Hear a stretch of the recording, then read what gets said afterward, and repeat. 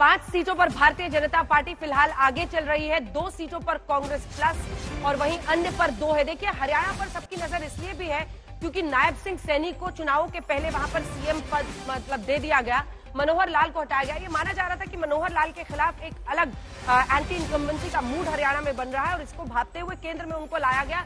लेकिन नायब सिंह सैनी के चेहरे पर क्या जनता वहां पर भरोसा करेगी? वहां पर भी जाति आधारित जो पॉलिटिक्स है वो बहुत हावी है। Jat versus non Jat politics है। लगभग 22 से 25% जाट वोटर है, वहां पर 20% दलित वोटर है। कुमारी शैलजा के पास वुमन कार्ड भी है, दलित कार्ड भी है, क्योंकि वो एक बड़ी महिला दलित नेत्री के तौर पर है और लंबे वक्त से वो वहां की पॉलिटिक्स में सक्रिय है और उन्होंने भी अपनी महत्वाकांक्षाएं सामने रखी है। 3 सीटों पर फिलहाल कांग्रेस पार्टी आगे चल रही है, 5 सीटों पर भारतीय जनता पार्टी है, वहीं 2 अन्य के पास है। अब नजर इस बात पर भी रखिए कि जेजेपी दुष्यंत चौटाला की पार्टी, जिसको 10 सीटें पिछली बार मिली थी, इस बार एग्जिट पोल ने इशारा किया है उनका सफाया हो सकता है, क्योंकि उन्हें एंटी बीजेपी मैंडेट जनता ने दिया था और बीजेपी के साथ सरकार बनाई और चुनाव के एंड पहले बाहर हो लिए, जनता ने इसको भाप लिया। उन्होंने चंद्रशेखर की पार्टी आजाद समाज पार्टी के साथ गठबंधन किया। वहीं आईएनएलडी को देखिए जो कि इस बार बीएसपी के साथ है, तो वो दलित जाट, आईएनएलडी की वजह से जाट वोट, बीएसपी की वजह से दलित वोट, यानी जाट और दलित वोट दोनों में सेंध लगाने की कोशिश है। लेकिन उनको पिछली बार भी जनता ने नकार दिया था, इस बार भी ऐसा ही प्रतीत होता है। और इसी के साथ आम आदमी पार्टी भी चुनावी मैदान में है। याद रखिए 46 सीटों पर पिछली बार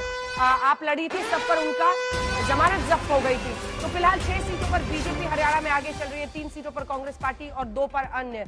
जम्मू कश्मीर में क्या हो रहा है, एक बार फिर से चलते हैं चित्रा के। जम्मू कश्मीर में 4 सीटों के रुझान निकलकर सामने आए हैं। भारतीय जनता पार्टी 3 पर आगे चल रही है, एनसी प्लस अभी 1 सीट पर ही अपनी बढ़त बनाए हुए है, लेकिन ये बहुत शुरुआती रुझान है। देखिए पिक्चर क्लियर होने तक कम से कम 12 बजे का इंतजार हमें करना होगा, लेकिन अब तक जो आंकड़े तेजी से आगे की ओर बढ़ रहे हैं, आप देख रहे हैं जम्मू कश्मीर में 90 में से 4 के रुझान सामने आए हैं। बीजेपी 3 पर, पिछली बार भारतीय जनता पार्टी को जम्मू रीजन में 25 सीटें मिली थी, लेकिन इस बार बीजेपी 3 पर अभी शुरुआती रुझानों में आगे बढ़ रही है, जबकि यहां पर आंकड़ा पलट गया है।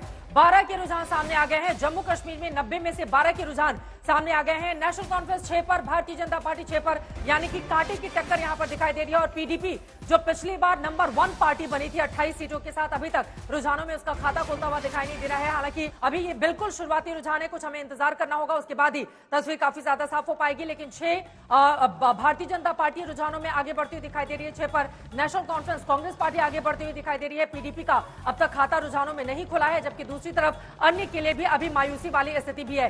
जो बड़े बड़े दिग्गज हैं चुनावी मैदान में, गांदरबल जम्मू कश्मीर, उमर अब्दुल्ला चुनावी मैदान में है, पार्टी के उपाध्यक्ष हैं। बशीर अहमद मीर वो उनको कड़ी और बड़ी टक्कर देने की कोशिश कर रहे हैं, जबकि सज्जन अहमद दागी जेल में बंद है। ये मौलवी उनकी ओर से गांदरबल में इस मुकाबले को दिलचस्प बना दिया गया है। तो उमर अब्दुल्ला जो कि पूर्व मुख्यमंत्री जम्मू कश्मीर के रहे हैं, 2008 में उन्होंने सरकार बनाई थी कांग्रेस पार्टी के साथ मिलकर, 6 सालों तक उनकी सरकार चली थी। उमर अब्दुल्ला के लिए परिस्थिति क्या रहती है? बारामूला में लोकसभा चुनाव में बुरी तरह से हार का सामना जिस उमर अब्दुल्ला को करना पड़ा था, इस बार 2-2 सीटों से वो चुनावी ताल ठोक रहे हैं। और यहाँ पर तमाम वो बड़े चेहरे दिखा रहे हैं। फिलहाल आपको बताते चले अभी तक के रुझान सामने आए हैं। जम्मू कश्मीर में नेशनल कॉन्फ्रेंस 6 पर और भारतीय जनता पार्टी 6 पर, यानी कि कांटे की टक्कर। हरियाणा में 90 में से 19 के रुझान सामने आए हैं। बीजेपी 9 पर और कांग्रेस पार्टी 7 पर आगे बढ़ती हुई दिखाई दे रही है।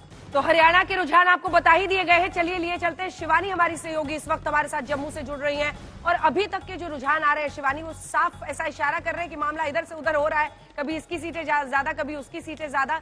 लेकिन नेशनल कॉन्फ्रेंस और कांग्रेस जबरदस्त तरीके से आश्वस्त है, उनको लग रहा है कि बाजी वो मार ले जाएंगे इस बार, जिसमें अभी तक जो 6 पर वो हैं। हालांकि 6 पर बीजेपी भी आगे चल रही है, जैसा राणा साहब दावा कर रहे थे।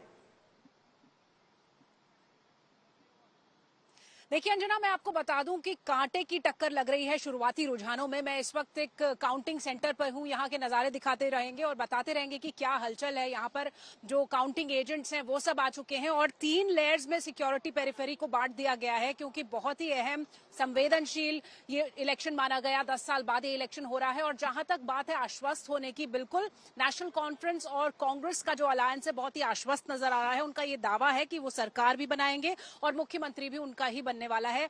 और बीजेपी दूसरी तरफ जम्मू में काफी कॉन्फिडेंट नजर आ रही है अंजना, क्योंकि जो एग्जिट पोल है उसके आंकड़े भी बता रहे हैं कि जम्मू में कम से कम बीजेपी को फायदा मिल सकता है, बढ़त मिल सकती है। हालांकि कश्मीर की अगर बात करें, आपको मैं टोक रही हूँ श्वेता, आप बने रहिए हमारे साथ।